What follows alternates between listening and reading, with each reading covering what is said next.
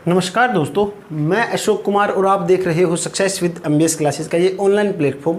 हम अभी पढ़ने वाले हैं इलेक्ट्रिशियन थ्योरी के अंदर डीसी जनरेटर का। मैंने आपको अभिलक्षण करवा रहा था, डीसी जनरेटर की जो करैक्टरिस्टिक्स होती है उनके बारे में आपको बता रहा था। तो डीसी जनरेटर की विशेषता क्या कौन कौन सी है वो मैंने आपको स्टार्टिंग के अंदर जो बेसिक इंट्रोडक्शन होता है डीसी जनरेटर के अभिलक्षण का वो मैंने आपको बताया है। अभी हम क्या करेंगे, एक एक जो मेरे पास टाइप्स होंगे डीसी जनरेटर के उनके सभी की क्या है हम अभिलक्षण करने वाले हैं। सबसे पहले मेरे पास टाइप कौन सा होगा, सबसे पहला मेरा जो टाइप होगा डीसी जनरेटर का आप सभी को पता है वो है मेरे पास सेपरेटली एक्साइटेड डीसी जनरेटर। ये मेरे पास फर्स्ट टाइप होता है डीसी जनरेटर का और यही होता है हमारे पास मोटर का भी फर्स्ट टाइप होता है सेपरेटली एक्साइटेड डीसी जनरेटर। इसके अंदर मैंने आपको क्या बताया था, इसके अंदर मेरे पास जो दो वाइंडिंग होती है, एक मेरे पास आर्मेचर वाइंडिंग, एक मेरे पास फील्ड वाइंडिंग। दोनों वाइंडिंग एक दूसरे से क्या होगी, सेपरेट होगी, मतलब अलग अलग होगी। उसको क्या करेंगे हम अलग अलग से ही उत्तेजित करते हैं। ये बात आपको पता होनी चाहिए। डायग्राम आपको बना के दिखाता हूँ इसका मैं। सेपरेटली एक्साइटेड डीसी जनरेटर का मेरे पास जो डायग्राम बनेगा वो कुछ इस तरह से, क्या ये मेरी जो फील्ड वाइंडिंग होगी, यहाँ पर मेरे पास ये मैंने जो वाइंडिंग बनाई थी ये वाइंडिंग मेरी है आर्मेचर वाइंडिंग मैंने बना दी है और ये मेरी है आर्मेचर वाइंडिंग। अब मैं क्या करूँगा, फील्ड वाइंडिंग को अलग से उत्तेजित करूँगा। इसको मैं अलग से उत्तेजित कर रहा हूँ यहाँ पर, ठीक है। किसी भी हमारे पास बैटरी सोर्स से मैं इसको उत्तेजित करूँगा, एक्साइटेड करूँगा। उसके बाद यहाँ से मेरे पास जो धारा उत्पन्न होगी वो होगी IF, मेरे पास यहाँ पर धारा फ्लो होगी। उसके बाद मेरे पास यहाँ पर जो प्रतिरोध है वो मेरा है RF प्रतिरोध होगा। ये मेरा आर्मेचर है तो इसे बोलते हैं आर्मेचर वाइंडिंग। जो आर्मेचर पे वाइंडिंग करते हैं उसे बोला जाता है आर्मेचर वाइंडिंग। अब मेरे पास यहाँ पर क्या है, ये एक दूसरे से लिंक करेंगे। इनके अंदर दो मेरे पास फ्लक्स बनेंगे, दो फ्लक्स बनेंगे, टॉर्क बनेगा। टॉर्क बनने के बाद EMF उत्पन्न होता है, आप सभी को पता है। तो यहाँ पर मेरे पास जो EMF उत्पन्न होगा उसे बोलते हैं EG, जनरेट वोल्टेज। और ये मेरे पास यहाँ पर होगी टर्मिनल वोल्टेज, तो हम टर्मिनल से उठा लेंगे। उसके बाद यहाँ पर जो मेरी धारा फ्लो होगी वो बोलते हैं लाइन वोल्टेज। आर्मेचर से निकलने वाली धारा बोली जाती है IA, आर्मेचर धारा। आर्मेचर पे जो प्रतिरोध है उसे बोला जाता है IRA, प्रतिरोध, आर्मेचर प्रतिरोध। ठीक है, यहाँ तक आपको ये डायग्राम के बारे में मैंने आपको पहले ही बताया हुआ है और अभी भी मैंने आपको एक बार बता दिया है। विशेषता इसकी क्या होगी सेपरेटली डीसी जनरेटर की, हम क्या कर रहे हैं अभी हम करेंगे अभिलक्षण। जो इसके करैक्टरिस्टिक्स होती है वो हम देखेंगे। इसका करैक्टरिस्टिक्स क्या होगी, सबसे पहला मेरे पास क्या होगा, सबसे पहले आपको ध्यान क्या रखना है, हम स्टेप बाय स्टेप चलते हैं। सबसे पहला स्टेप आपको क्या करना है, फर्स्ट स्टेप मेरा क्या होगा, फर्स्ट स्टेप मेरा यही होगा कि हमारी जो स्पीड होगी, हमारी जो स्पीड होगी, जो चाल होगी, उसे हम क्या रखेंगे, उसे हम रखते हैं स्थिर। ठीक है, स्पीड को स्थिर रखेंगे और हम क्या करेंगे, हमारे पास जो हमारा फील्ड करंट है, जो हमारा फील्ड करंट है, फील्ड धारा जो है, उस फील्ड करंट को हम क्या करेंगे, फील्ड करंट को हम बढ़ाते हैं। आपको ध्यान में क्या रखना है, स्टेप फर्स्ट के अंदर हम क्या कर रहे हैं, स्पीड को हम स्थिर रख रहे हैं और हमारे पास जो आर्मेचर धारा है उसको हम थोड़ा सा इंक्रीज करेंगे। इंक्रीज करने के बाद जो मेरे पास क्या होगा, इसके अंदर जो मेरी टर्मिनल वोल्टेज होगी, टर्मिनल वोल्टेज वो भी क्या हो जाएगी, इंक्रीज हो जाती है। ये कंडीशन मेरे पास फर्स्ट स्टेप के अंदर होगी। ये कब होगा मेरे पास, अब मेरे पास क्या है, जैसे कि मैं आपको ये ग्राफ बनाकर दिखाता हूँ, इसका मैं अभिलक्षण बना के दिखाता हूँ। किस किस के बीच में, टर्मिनल वोल्टेज के बीच में, जिसे मैं नाम दे दिया VT, और मेरे पास यहाँ पर जो नाम होगा वो कौन सा होगा, फील्ड करंट के बीच में। ये जो मैं ग्राफ देख रहा हूँ इसके अंदर क्या होगा, मेरे पास फील्ड करंट बढ़ाने के बाद मेरी टर्मिनल वोल्टेज भी बढ़ रही है, यहाँ पर आपको मैंने बताया हुआ है। तो ये दोनों एक दूसरे से किस लिंक में होंगे, मेरे पास क्या होगा, फील्ड करंट और जो मेरे पास टर्मिनल वोल्टेज है वो एक दूसरे से क्या होगी, समानुपाती का संबंध बना रहे हैं। तो मेरे पास क्या होगा, जो ग्राफ बनेगा वो मेरा ग्राफ कुछ रेखीय ग्राफ इस तरह से चलेगा।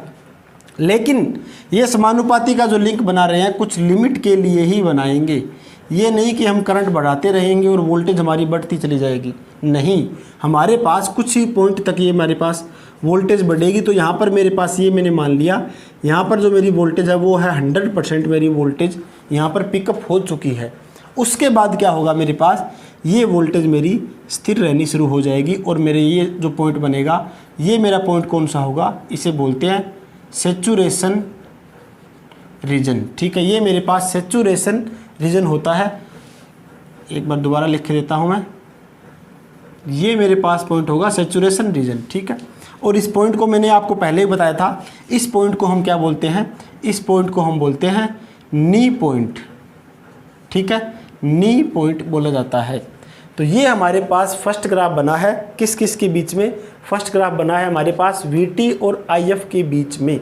ठीक है, ये हमारी कंडीशन क्या है, हमारी कंडीशन तभी है जब हम स्पीड को हम स्थिर रख रहे हैं और मेरे पास जो फील्ड धारा है, जो फील्ड करंट है उसको हमने बढ़ाया है, तो मेरे पास टर्मिनल वोल्टेज बढ़ी है। टर्मिनल वोल्टेज बढ़ेगी तो मेरे पास क्या है, इन दोनों का संबंध ये बनेगा, ग्राफ बनेगा ये वाला। अच्छी तरह से उम्मीद करता हूँ समझ में आ गया होगा। इसी तरह से हम आगे और ग्राफ देखते हैं। दूसरा मेरे पास दिया हुआ है, दूसरा ग्राफ क्या है, अब मान लीजिए हमारे पास वोल्टेज उत्पन्न हो चुकी है। ठीक है, दूसरा ग्राफ मैं इसको रफ कर रहा हूँ यहाँ पर। ठीक है, तो अब मेरे लिए क्या है, वोल्टेज जो मैंने यहाँ पर क्या है जनरेट कर ली है फर्स्ट वाले स्टेप के अंदर। ठीक है, यहाँ पर फर्स्ट स्टेप के अंदर मेरे पास जो वोल्टेज है, वोल्टेज उत्पन्न हो गई। ठीक है, हो गई है, वोल्टेज हमारी उत्पन्न हो गई है। तो क्या होगा मेरे पास, स्टेप सेकंड के अंदर देखते हैं, यहाँ पर लिखता हूँ मैं, स्टेप सेकंड मेरे पास क्या होगा। अब मेरे पास वोल्टेज मान लीजिए वोल्टेज मेरी उत्पन्न हो गई। वोल्टेज उत्पन्न होने के बाद क्या होगा मेरा, अब मैं लोड डालना शुरू करता हूँ, जो भार है मेरा, ठीक है, वो शुरू करता हूँ, लोड डालना शुरू करता हूँ। ठीक है, अब मैं लोड डालना शुरू करता हूँ। लोड जो मेरे पास है टर्मिनल पे क्या होगा, मेरे पास लोड डालना शुरू करूँगा तो क्या होगा, आप सभी को पता है, लोड डालूंगा तो क्या क्या होगा वो हम देखते हैं।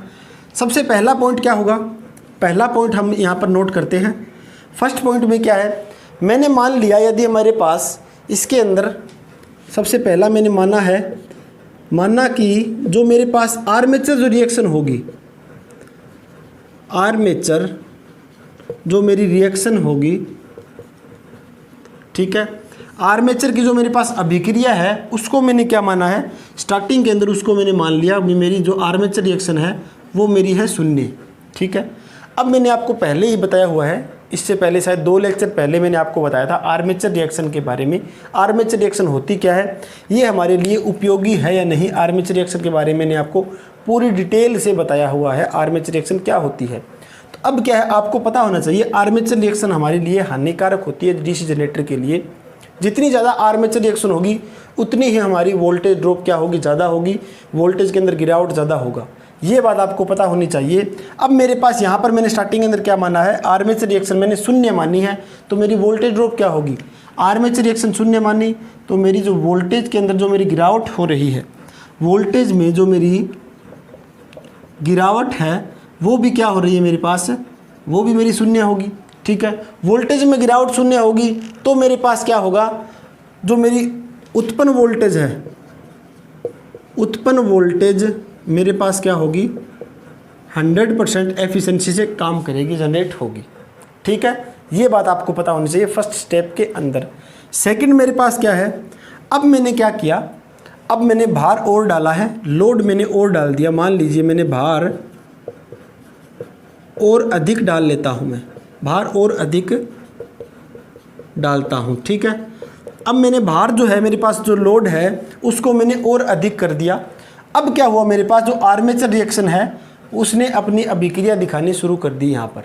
ठीक है, अब मेरे पास जो आर्मेचर रिएक्शन होगी, यहाँ पर लोड में बढ़ाऊँगा तो मेरी जो आर्मेचर रिएक्शन होगी, जो मेरे पास आर्मेचर जो रिएक्शन होगी वो भी क्या हो जाएगी, बढ़ जाएगी।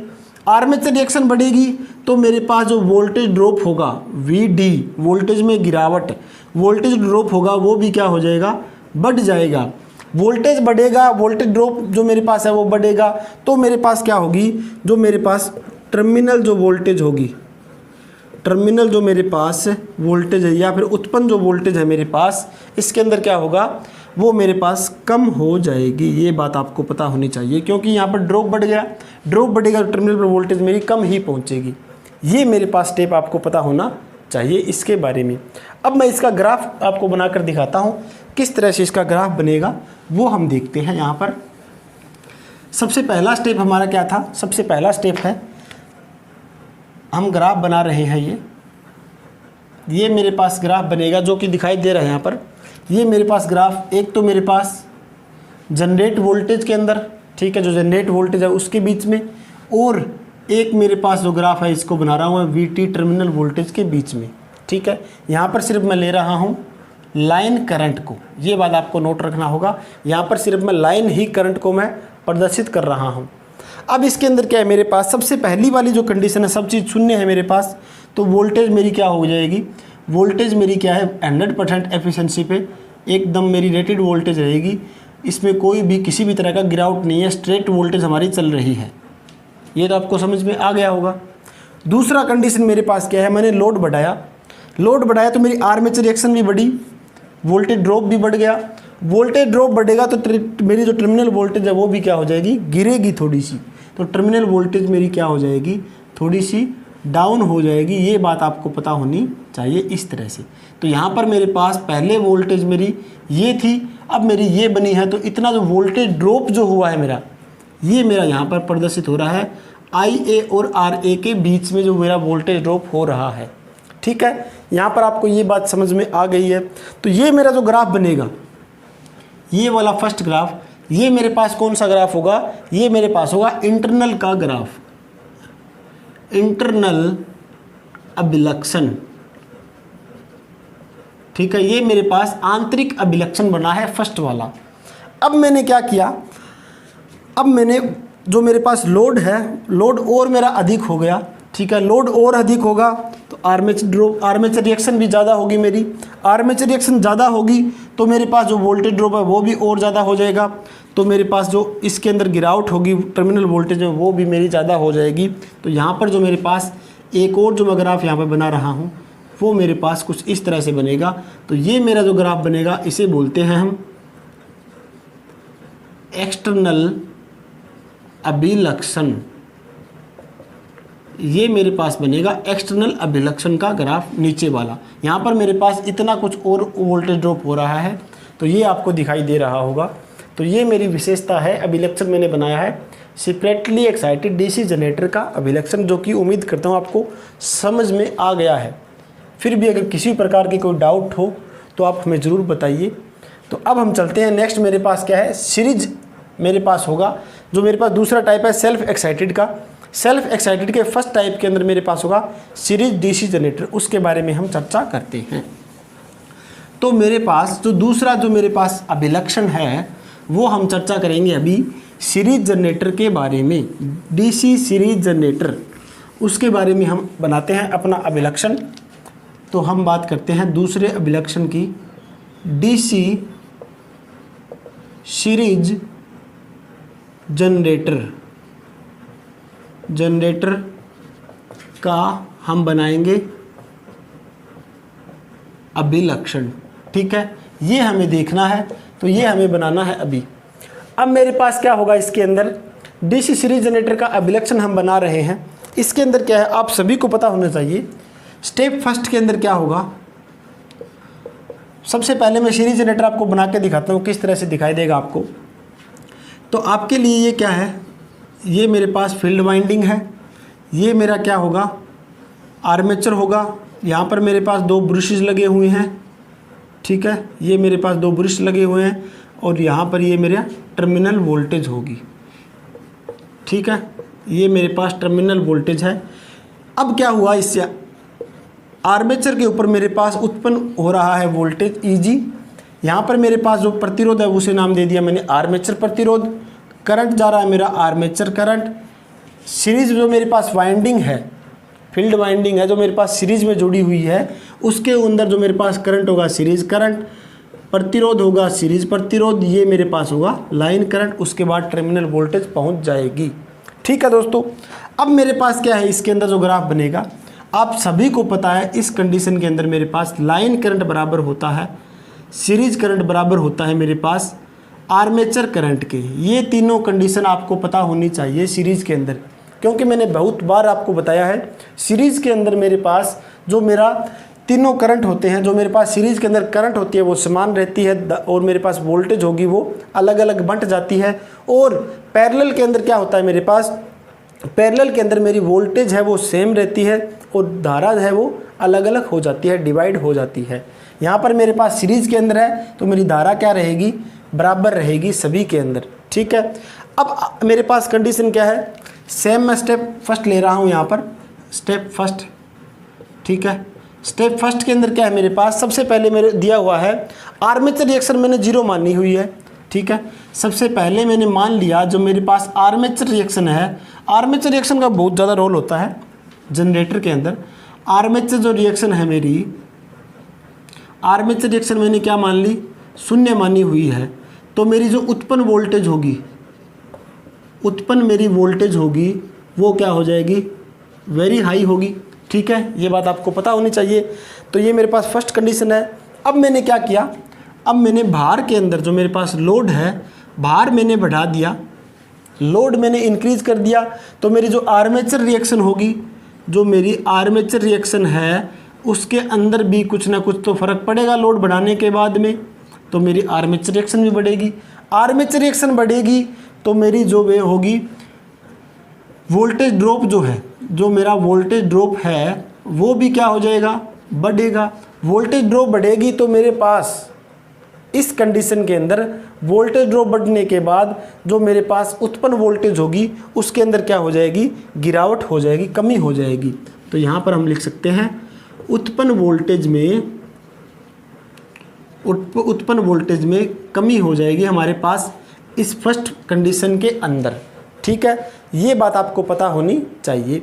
दूसरी बात मेरे पास क्या है, दूसरी बात मेरे पास है, मैंने क्या किया, मैंने भार को और ज़्यादा बढ़ा लिया, ठीक है। मैं भार को और ज़्यादा कर रहा हूँ, भार को मैंने और ज़्यादा किया है।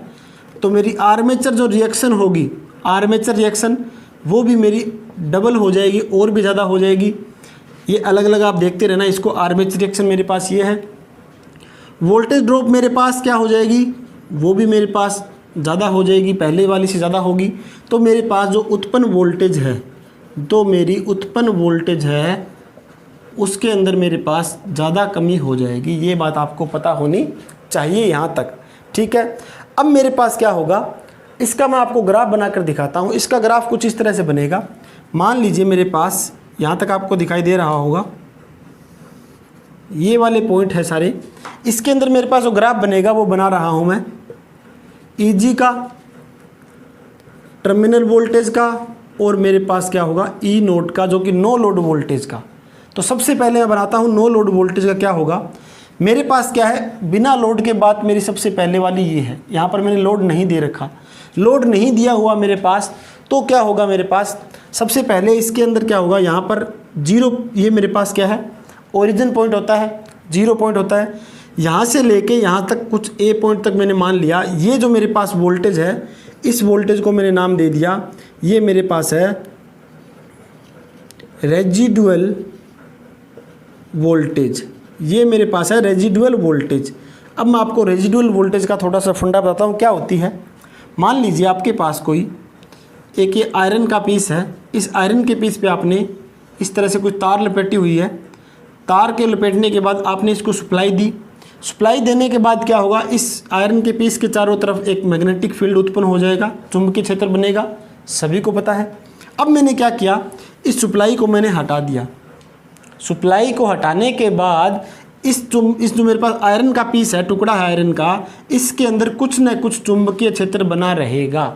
आपने नोटिस भी किया होगा, देखा भी होगा, कुछ ना कुछ चुंबकीय जो फील्ड है, कुछ चुंबकीय क्षेत्र बना होगा, रहेगा। उसके अंदर क्या होगा मेरे पास, उस चीज़ को हम बोलते हैं रेजिडुअल वोल्टेज।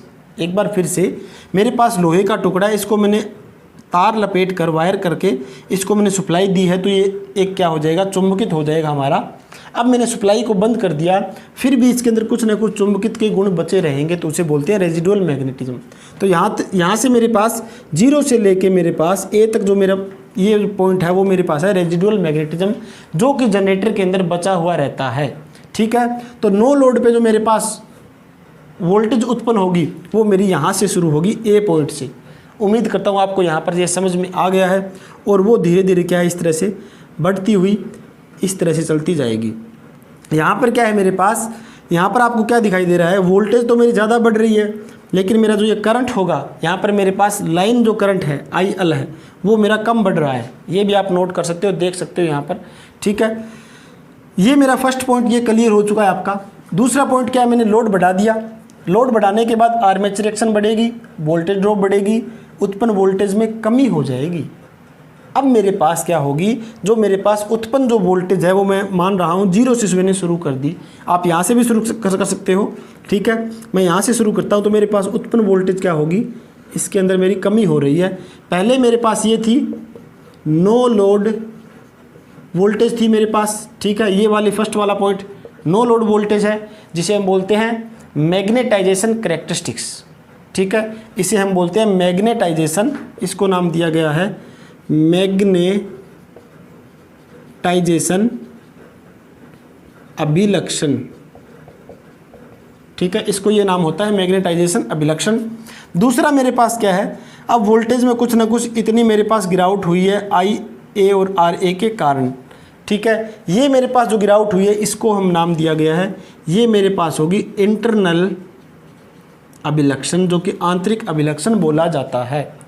अब क्या हुआ, मैंने और बताया था मैंने आपको, भार के अंदर मैंने और ज़्यादा वृद्धि कर दी। पहले यहाँ पर कम था, यहाँ पर भार मैंने और बढ़ाया। अब आप डेली लाइफ के अंदर भी देख सकते हो, जो कि शादी का सीज़न होता है तो क्या है, शादी के समारोह के अंदर जनरेटर वगैरह लेके आते हैं, ठीक है। तो जनरेटर के अंदर क्या होता है हमारे पास, कई बार हम नोट भी करते हैं कि हमारे पास लोड ज़्यादा हो गया हमारा पीछे, ठीक है। लोड ज़्यादा होने के बाद जनरेटर के अंदर जो वोल्टेज होती है, उत्पन्न वोल्टेज, उसके अंदर गिरावट हो जाती है और जनरेटर क्या है, गर्म होना शुरू कर देता है। ये आपने नोट किया होगा। आजकल गर्मियों का टाइम चल रहा है, तो शाम के टाइम में, जो रात के टाइम में क्या है, लोड ज़्यादा बढ़ जाता है। लोड बढ़ता है तो हम नोट भी करते हैं, हमारे पास जो डेली घरों के अंदर जो सप्लाई आती है वो हमारे पास कम वोल्टेज आती है। तो हम अपने लोकल लैंग्वेज बोलते हैं, हमारे पास जो लाइट आ रही है वो कम लाइट आ रही है, डिम लाइट बोलते हैं उसे हम लोकल लैंग्वेज के अंदर, ठीक है। तो वैसे आपको पता है कि हमारे पास वोल्टेज कम आएगी, कब कम आएगी, लोड ज़्यादा बढ़ा है। तो यहाँ पर मैंने लोड ज़्यादा बढ़ाया है तो आर्मेचर रिएक्शन के अंदर ज़्यादा हुआ। आर्मेचर रिएक्शन हमारे लिए हानिकारक होती है तो वोल्टेज ड्रॉप ज़्यादा करेगी। ये वोल्टेज ड्रॉप ज़्यादा करेगी तो मेरे पास उत्पन्न वोल्टेज भी कम हो जाएगी। तो तभी क्या किया मैंने, अब मेरे पास जो एक और विशेषता बनेगी वो यहाँ पर ये मैं दर्शा सकता हूँ। ये मेरे पास इतनी उत्पन्न वोल्टेज और कमी आ गई। पहले मेरे पास नो लोड पे इतनी थी, अब मेरे पास ये उत्पन्न वोल्टेज हो रही है, जिसे नाम दिया गया है एक्सटर्नल अभिलक्षण, ठीक है। ये मेरे पास क्या है, जो विशेषता अभिलक्षण मैंने बनाया है, DC सीरीज जनरेटर का अभिलक्षण बना दिया। अगर क्या करूँगा मैं, अगर मैं यहाँ तक तो मैंने आपको बता दिया, अब मैं क्या करता हूँ, और ज़्यादा भार को बढ़ाऊँगा, और ज़्यादा लोड को मैं बढ़ाऊँगा, अधिक और बढ़ाया जाए तो क्या होगा, मेरे पास आर्मेचर जो रिएक्शन होगी वो इतनी अधिक हो जाएगी कि हमारा जो मेन फ्लक्स होगा, हमारा जो मेन जो मैंने आपको बताया था फ्लक्स जो होता है मेरे पास, मेन फ्लक्स मेरा क्या हो जाएगा, अचुंबकित हो जाएगा। डीमैग्नेटाइजिंग इफेक्ट आपने सुना होगा, मैंने आपको बताया था डीमैग्नेटाइजिंग इफेक्ट क्या होता है, क्यों होता है। भार बहुत ज़्यादा बढ़ाने के बाद हमारे पास आर्मेचर रिएक्शन इतनी ज़्यादा हो जाती है जिससे हमारे पास मेन जो फ्लक्स बनता है, मेन पोल से जो मेरे पास मेन फ्लक्स बनेगा वो मेरे पास क्या हो जाएगा, अचुंबकित हो जाएगा और हमारा जनरेटर बंद हो जाएगा, ठीक है। तो ये मेरे पास जो है अभिलक्षण बनते हैं सीरीज जनरेटर के। उम्मीद करता हूँ यहाँ तक जो मैंने पॉइंट करवाए हैं वो अच्छी तरह से आपको समझ में आ गए हैं। अगर फिर भी किसी प्रकार की आपके माइंड में कोई भी डाउट हो, किसी भी तरह का सुझाव हो तो आप हमें ज़रूर बताइए। मैं आपको क्या है इसी तरह से डेली कंटिन्यू लेक्चर करवाता रहता हूं। और अभी हमारा क्या है, आज या कल में डीसी जनरेटर कंप्लीट होने वाला है, तो आप एक बार सुझाव देकर ज़रूर बताइए कि हम नेक्स्ट जो हमारे पास चैप्टर शुरू करने वाले हैं वो कौन सा चैप्टर हम शुरू करें, ठीक है। जितनी भी ज़्यादा प्रेफरेंस होगी उतना हमें क्या है उसी चैप्टर को मैं ज़्यादा प्रेफरेंस दूंगा, तो वो हम शुरू करेंगे। तो अपने दोस्तों के साथ इसे ज़्यादा से ज़्यादा शेयर कीजिए। एंड के अंदर मैं जो क्वेश्चन पूछता हूँ उसका जवाब ज़रूर दें कमेंट बॉक्स के अंदर, और हमारे साथ ज़्यादा से ज़्यादा जुड़े, अपने दोस्तों के साथ शेयर कीजिए। सब्सक्राइब करना ना भूलें चैनल को। मिलते हैं नेक्स्ट लेक्चर में, और शंट जनरेटर की हम देखेंगे अभिलक्षण, काफ़ी इंपॉर्टेंट रहता है। शंट जनरेटर के बारे में हम कंप्लीट डिटेल से हम उसका अभिलक्षण देखते हैं, उसमें किस तरह से वोल्टेज उत्पन्न होती है उसके बारे में चर्चा करेंगे। तो आज के लिए इतना ही। धन्यवाद दोस्तों।